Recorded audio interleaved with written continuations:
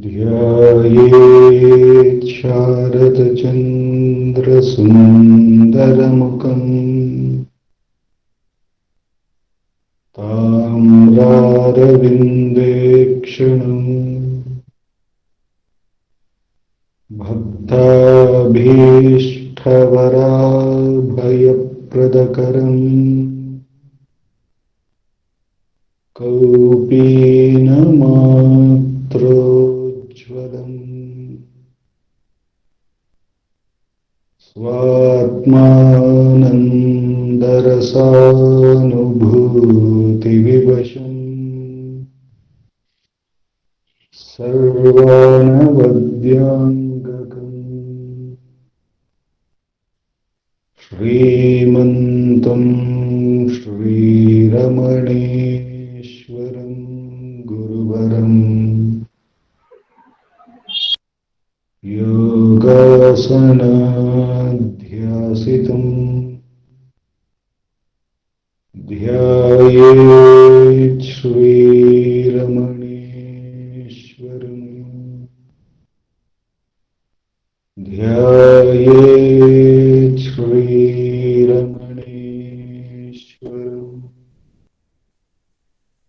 ध्यायेत् श्रीरमणेश्वरम् हृदयकुहरमध्ये केवलं ब्रह्ममात्रम् यहमहमिति साक्षात् आत्मरूपेण भाति हृदि विषमनसा चिन्वतामज्जतव पवनचलनरोधा आत्मनिष्ठो भवत्वम्। Namo Ramana. We commence today's evening Atma Vicharam and Satsangh by listening to Bhagavan's Upadesham. We have been reading from this book, Self-Enquiry, 1900 to 1950, a compilation of all the questions and answers on the subject of Atma Vichara, self-enquiry, by Bhagavan, or by our founder, President Sri A.R. Natarajanji. In the last few weeks, Bhagavan has blessed us to meditate on the nature of mind, a series of questions by a devotee on the mind and how to quieten the mind. Other than Atma Vichara, are there any other ways? There has been a series of questions the devotee has put to Bhagavan, and Bhagavan has answered that the mind is nothing but a wondrous power that has risen from the self, and the Atma Vichara will destroy all the thoughts, and finally it also gets destroyed, leaving only the self. And he further clarified that other than who am I, there are not many other adequate means to achieve this, because as we have seen that every time we inquire who am I, we are made to get back to our real nature, the self. And the self alone is the transcendental truth here and now. Whereas every other means have still some object. Whereas when we go to the subject every time, then we have transcended every object. And therefore, Bhagavan has made it clear that Atma Vichara is the direct path.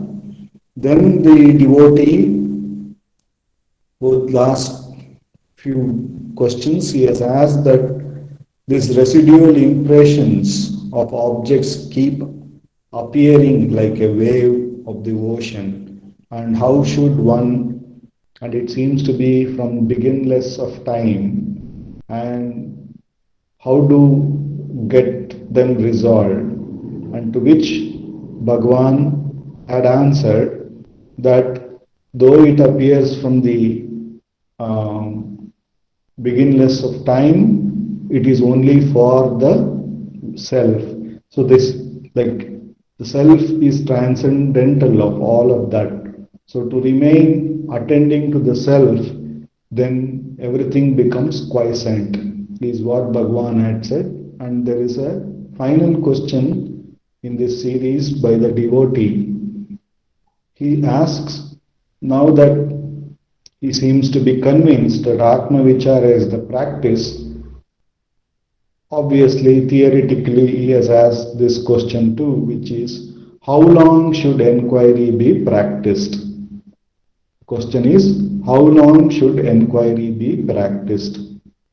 Bhagavan answers, as long as there are impressions of objects in the mind, the enquiry, who am I, is required. As long as there are impressions of objects in the mind, the enquiry, who am I, is required. As thoughts arise, they should be destroyed then and there in the very place of their origin through enquiry. If one resorted to the contemplation of the self without a break until the self is gained, that alone would do. As long as there are enemies within the fortress, they will continue to sally forth.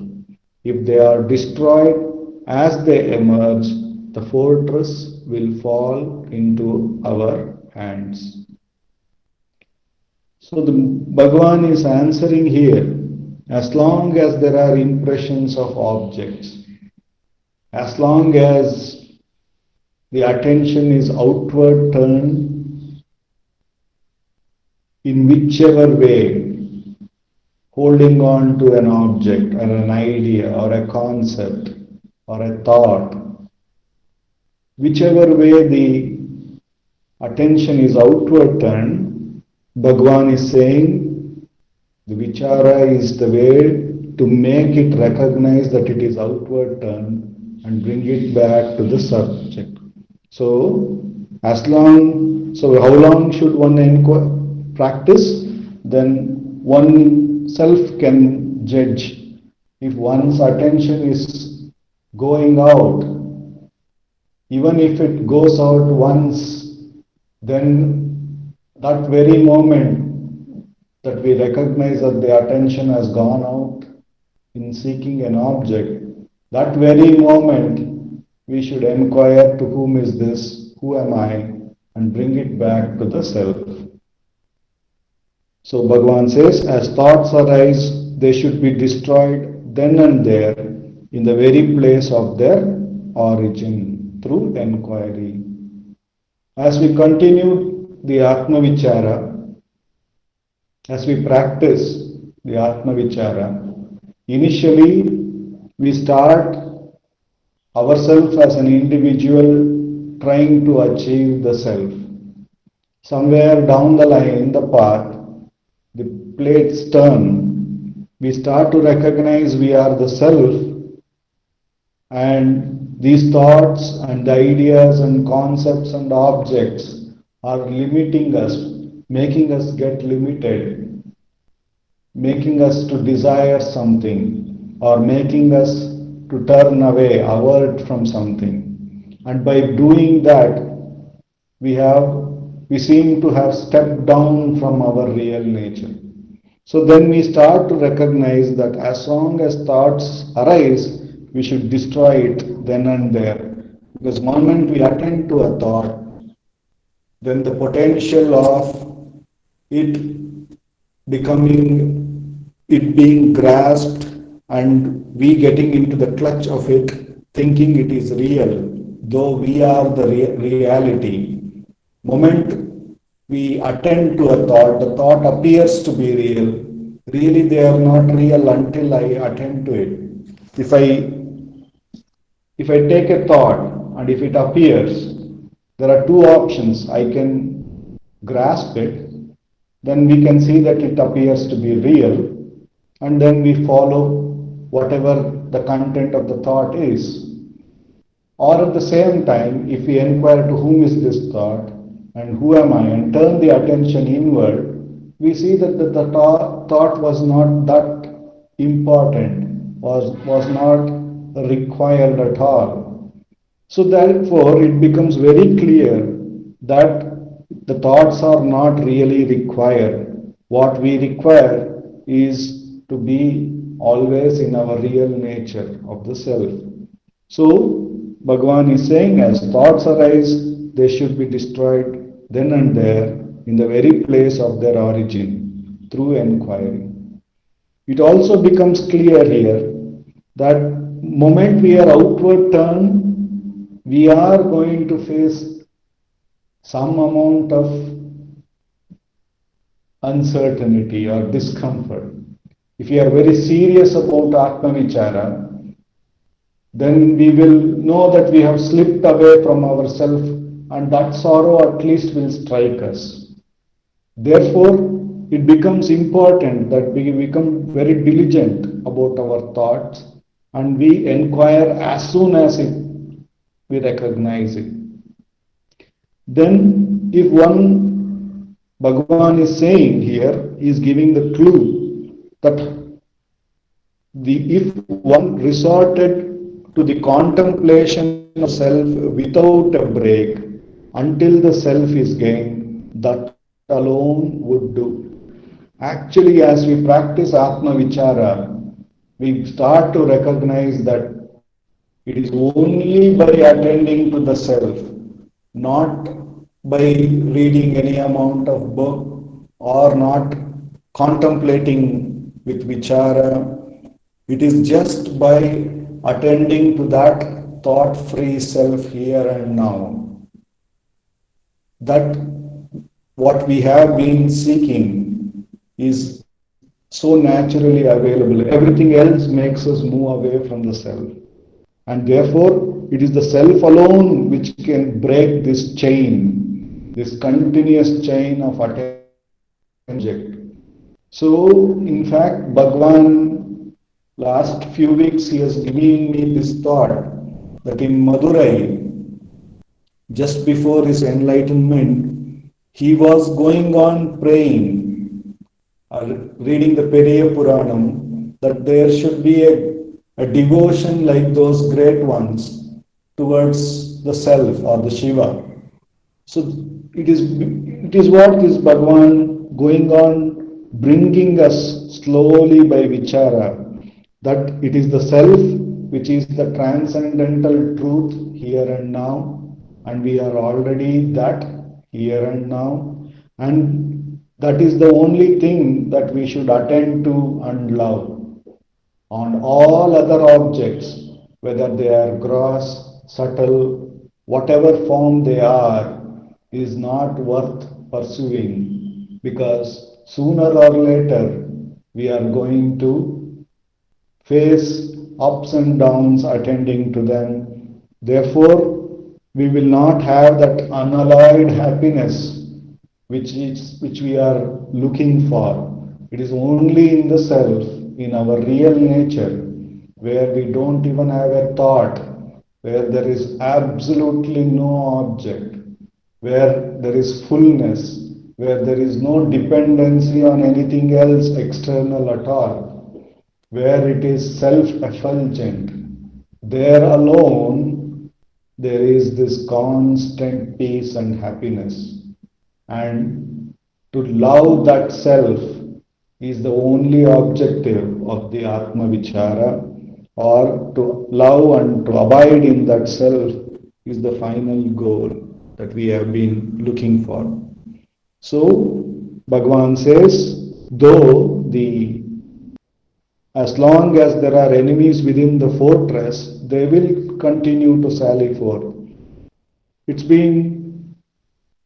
We have probably attended to many thoughts, and therefore, when situations are conducive to that, those thoughts may again rise and try to come forward and try to capture our attention. But we should understand that we should simply cut and destroy.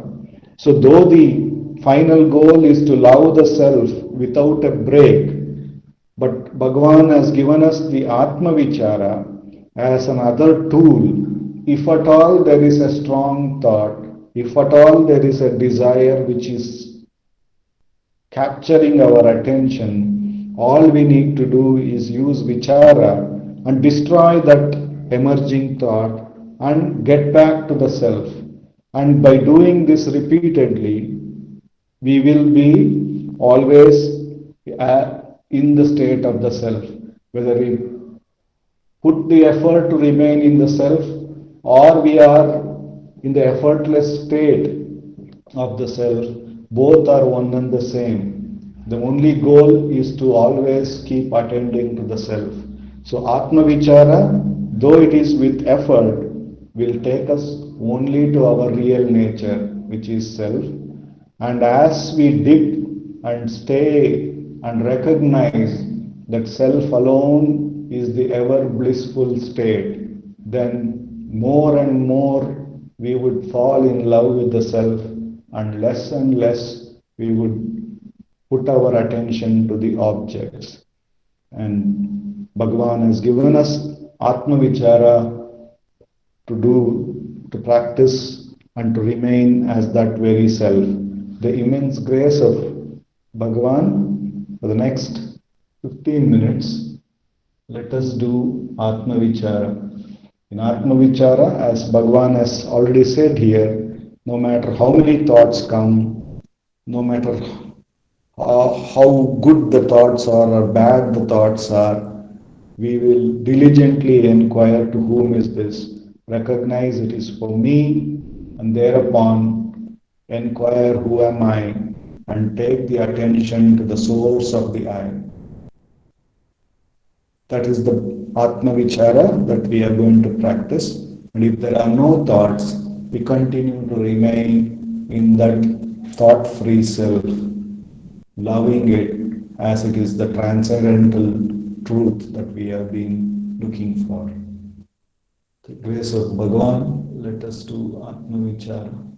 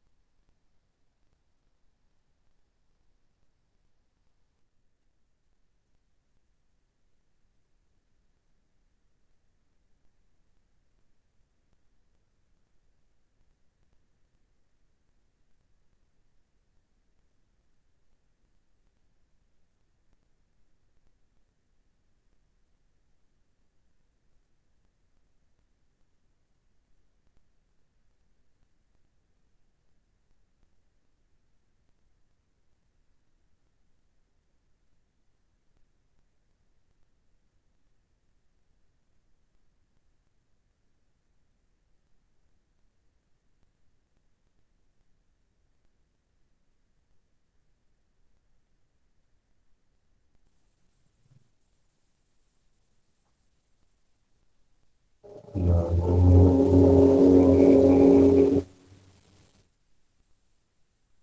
Bhagavate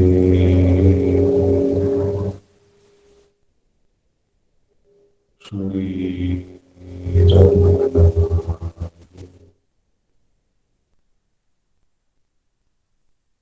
Ramana Namo Ramana.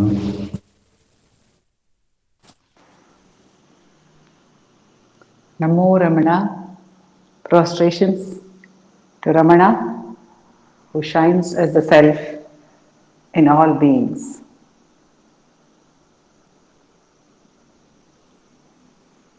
Dilip was meditating upon the concept of love for the Self. The more we love the Self, the more we will turn to it with ease. Why is it that we are now turned away from the Self? Because of our love for objects. Because we believe that the objects are a source of joy. And this belief has been so deeply ingrained in us from ever since, almost ever since we can remember. Because of that, we are unable to drop that concept very easily. And that is why the sadhana is required. But with the self enquiry, when we begin to get a taste of the self, then the love for the self starts growing in us. Because until we experience something, how can we really believe in it? There are two ways in which we can fall in love with someone or something. One is, of course, by hearing about it. That's why Shravana is so important. Rukmini fell in love with Sri Krishna hearing about him. She writes to him secretly, she sends him a message saying, "Come and rescue me and wed me." When she sends that message, the letter starts with Shrutva Gunan Bhuvana Sundara. Having heard of all your gunas, oh beautiful one, the most beautiful one in the world, having heard about your gunas. So we hear about the self. We have heard that it is boundless bliss, it is peace, it is love, it is of the nature of simple existence. So we are to some extent keen to experience it. And further, we are told that it is available. See, we may have a keenness for certain things, but if that is not available to us, it should not be a case of the fox and the grapes that we say, oh, this is not available to me, or because it's not available to me, those grapes are likely to be sour. Very often, I have heard people, at least some of the people in my home in the elder generation, who would say to me, self knowledge, it's a very, very huge, it's a great state, not for all of us. Maybe after a few lives, this is just the first step that we have taken. We have at least had the good fortune of hearing about self knowledge, but not for us. So Bhagavan says, when you say not for me, there itself the story is over. When you say it is difficult, if you say it's very difficult to practice self-inquiry, that means we have already decided not to do it. That's why we say it's difficult. However, if we are very keen, then we will not be speaking about the difficulty, but rather we would be trying. Whatever little we can do, we would be trying. So, Bhagavan says, never think it is difficult. So, what is it that he's asking us to do? He's asking us to get in touch with ourselves through the self inquiry. The purpose of self inquiry is to abide as the self. The purpose of self inquiry is nothing short of self abidance. So, we have to abide as the self. What does it mean? It means we remain in our own natural state, says Bhagavan. Nothing is added on. It is just that we will be in our natural state. But what is preventing us from being in our natural state? That is what is being addressed. Through the practice of self inquiry, that is what is being addressed. What is preventing us? Our attention being turned onto objects. That is preventing us from experiencing our own true nature. Our attention being fixed on something which we think is the self is preventing us from experiencing what we truly are. So that is being questioned. In any process, this is an enquiry. An enquiry is always very scientific in its approach. So Bhagavan's approach is very scientific. However, it is not restricted to the scientific approach because science deals with enquiry into objects, whereas this is an enquiry into the subject. So at some point of time, the enquiry itself disappears, says Bhagavan, the way a stick used to stir a funeral pyre disappears. In that fire itself, it is consumed. So, this is the example which we are all very familiar with.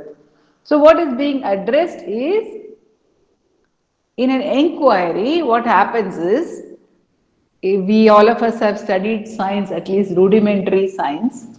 So, we find that the first step is observation, then investigation. So the first is we have observed. We've observed certain things, and by observing those things, we have understood that this seems to be the direction of the truth.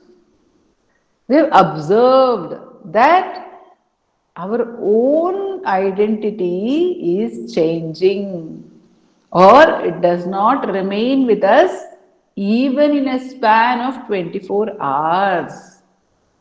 It disappears in deep sleep altogether. It changes in the dream.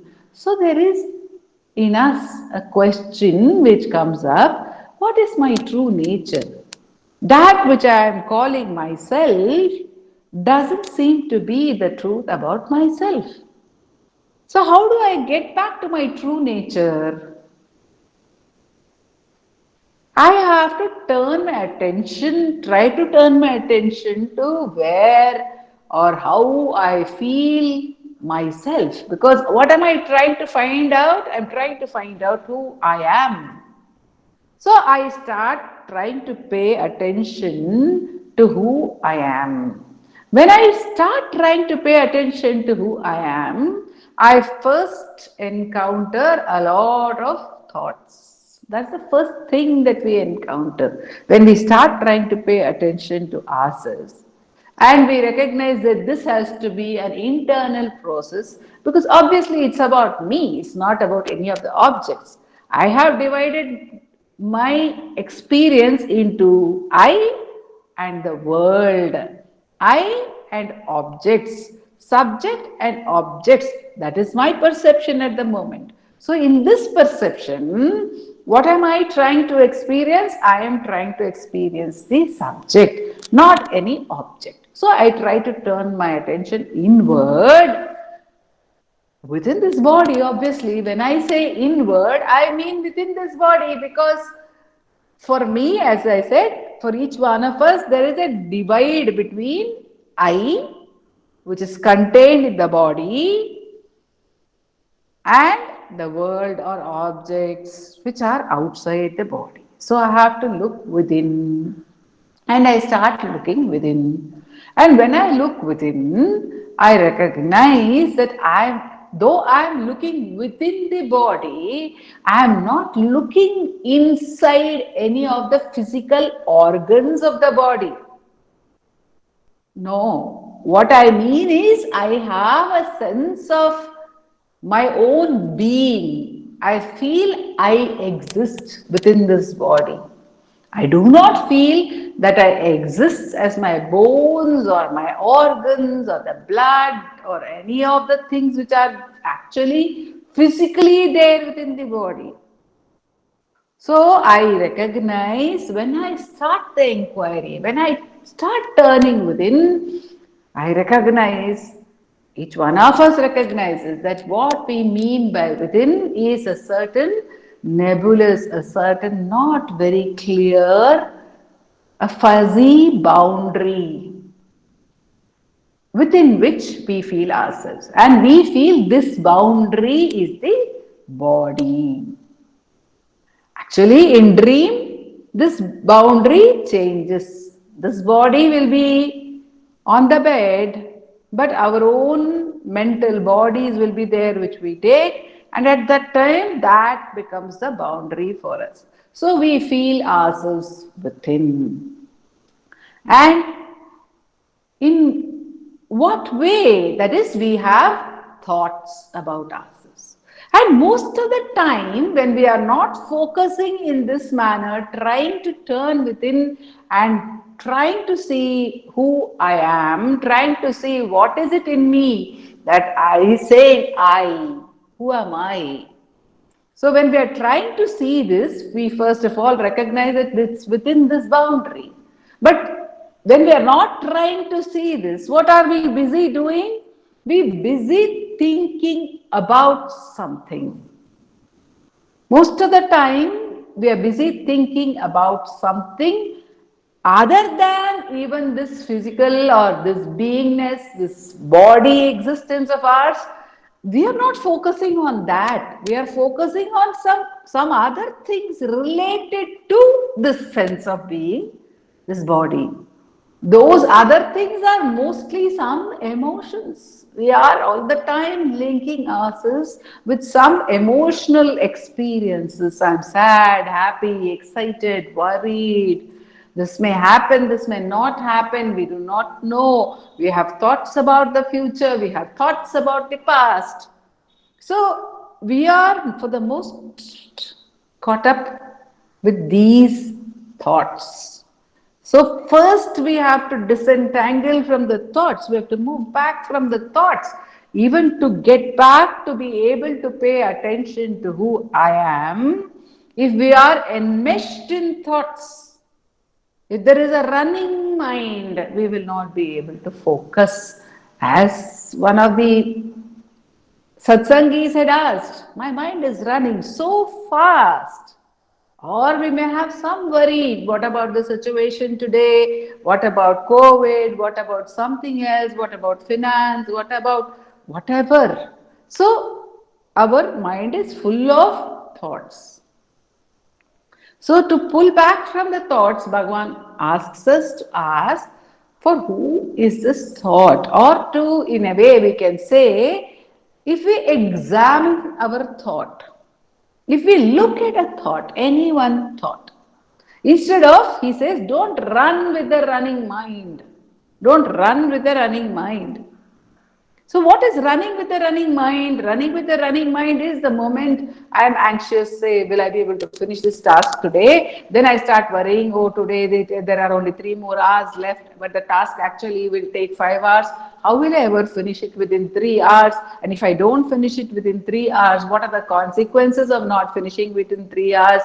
And I don't have an answer to this, so I get worried. Then I pray to Bhagavan, somehow you have to make this happen for me. All this is there. But instead, the moment I have a thought saying, will I be able to finish this today? It's a thought, right? First we have to recognize that this is a thought.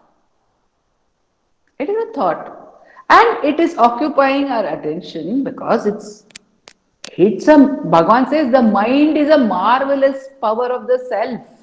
because it's a marvelous power of the self, because it is so beautiful, it is occupying our attention. Imagine what all, how marvelously that thought is constructed, how marvelous is its very existence in a way, but we are not actually concerned about that it's being beautiful. We are not even appreciating it as a creation. Now, beautiful it is, I'm paying attention to it. No, no, no, no, no. Actually, it's so beautiful because if there is a thought that will I be able to finish something, a task, how many things have got entangled into that one thought. Even that one thought contains millions of thoughts. It contains the thought of uh, my ability to do, my disability to do, and where from does all this come? I do not even bother to stop and think. How is it that I know that I can do something? How is it that I know that I can't do something? How is it that I know that I have a thought? How is it that I know? I have a thought. I have a worry. This is a worry. This is different from a faith where there will be, that is a positive thought. This is a negative thought. All this I seem to know in that moment of that thought. What is it that makes me know it? What is it that makes me know all this? And if I say that I know it as my thought, then what is this I? When I move back, saying, I know this thought, but it's fantastic. So I who know this thought, which is in itself so powerful, so intricate, having so many dimensions to it of knowledge, of all this, if I know it, then I am surely more powerful than this thought of mine, which has just arisen for me at this moment. I know it. And that means that I am the one knowing it. I am the light that is able to see it, see this thought, perceive this thought. So, who is this I? Who is this I? So when we see that thought, when instead of being enmeshed in the thought, if we can first move back and just see that dimensions of the thought and then recognize that the main basic dimension of the thought is that I am aware of it and I am grasping it as mine. It's my thought. I'm saying it's my thought. But instead of being in the grasp of the emotion, it's my thought.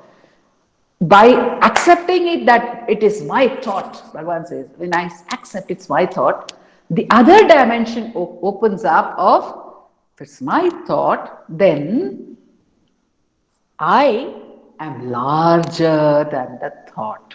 I am more powerful than the thought. I am the one who possesses it by my knowledge of it, by my attention to it. So, what is this power of mine? Who am I? Who possesses it? So that become, I think, when we recognize that this thought is merely something that we are possessing, it's merely something that we know, the I is something so much vaster. Then I start focusing on who am I? And I start focusing on who am I recognize that I am, if I look at it actually, I too, this sense of I is also a thought. It is, Bhagavan calls it the root thought. This sense of I is, I am so and so. That is the thought. That's the basic thought. That's a recognition which I do not have to spell out every time that I am Sharada. As Bhagavan says in Ulladanarpada, man does not keep on saying I am a man. It is an underlying thought. I am a human being, I am Sharada. That is the underlying thought, but it's a thought. I recognize this is a thought. It's a concept that I am working with. It's the base concept for all the other thoughts to build on. So, this thought, my knowledge, just as my knowledge of thoughts is by the fact that I am Sharada, I am giving life to all the thoughts, I am filling them with the power of knowledge, filling them with the power of attention. When I recognize that I believe I am Sharada, and this belief that I am Sharada is a thought. It's a thought. I am such. That's a thought. And this thought appears as well and it disappears as well. So, who knows this thought? Who knows that I am Sharada? What is that knowledge that is lighting up this thought of my being Sharada? So when I ask myself, who am I? Automatically the attention turns to that knowledge, that light, which is the self, which is actually lighting up this feeling, I am Sharada. When I ask myself, who am I? And I recognize that I am a thought. And thought does not stand on its own. So who is it that is lighting this? What is it that is lighting this? And we recognize at that moment that it is the self that is lighting this. Self, which is just the form of pure knowledge, is lighting it. It is totally untouched. It is not owning this. It is not possessing it. It is not possessing anything. It is not seeking to possess anything because it is just full in itself. It is just full. So when we turn back, we have to pull back from thought, pull back from the I thought and get back to the source. Again, when the mind moves forward, away. Again, it is pull back from thought, pull back from the I thought to the source. This is the process of self-inquiry. And the more by the grace of the self manifest as the Sadguru, the more we are allowed to taste of the self, then the love for the self will automatically grow. The more we taste the freedom from thoughts, that joy itself will make us want to turn back. Even if, that's why Bhagavan says that even if you have dropped a single thought, it goes a long way. Because each thought is a world in itself. And if we hold it, it can take us into many worlds. But if we are able to drop it through the inquiry, that entire world is dropped at that moment. It may rise again. That world may rise again in our attention. But again, when it is dropped, that entire world which goes with it is dropped. When I have anxiety, if I go with my anxiety, the entire proposition of the future, all the possibilities of what may happen, what may not happen, all the sorrows of the past, in case something does not happen, this is how the past was, this is how it is sad, all that gets added on to it. All the expectations may get added on to it. All the beautiful parts also may come along with it. The pluses and the minuses, the entire world of experiences, if I follow that thought. But if I am able to stand back from it, just say, oh wow, this is a thought, very beautiful thought, no doubt. Amazingly powerful thought, having so many dimensions to it that it's gripping my attention, but it is I who am giving attention to it. This entire knowledge, it is because I know it is my thought. And if I ask, who is it? Who knows? I know, I have this thought. And who am I? So when we pull back, that entire world is dropped. When that world is dropped, that one moment, even that one moment of freedom from that thought, the capacity to be free from that grip of that thought will give us so much of joy, so much of reassurance. Yes, it is possible to be free of the thought. It is possible to be free of the thought. That's why Bhagavan says, even you drop one thought, it's good, it's very good, it goes a long way. So once I've dropped one thought, then I say, yes, it's possible. I can drop another thought too. I can drop another thought too. I need not hold on to any of my thoughts. They're all the same. They're not different from each other. So if I have dropped A thought, I can drop B thought. If I can drop B thought, I can drop all the thoughts A to Z. And then what remains? Who am I? So I have freedom from thoughts. And even that thought, when it is questioned, and that's also for me. The thought of freedom from thoughts is also for me. The thought of this wonderful experience is also for me. But who am I? When we get back, then the self reveals itself to us by the grace which is its very nature, which it is, which it ever is. Om Namo Bhagavate Sri Ramanaya. We'll have the prayer by Dilip.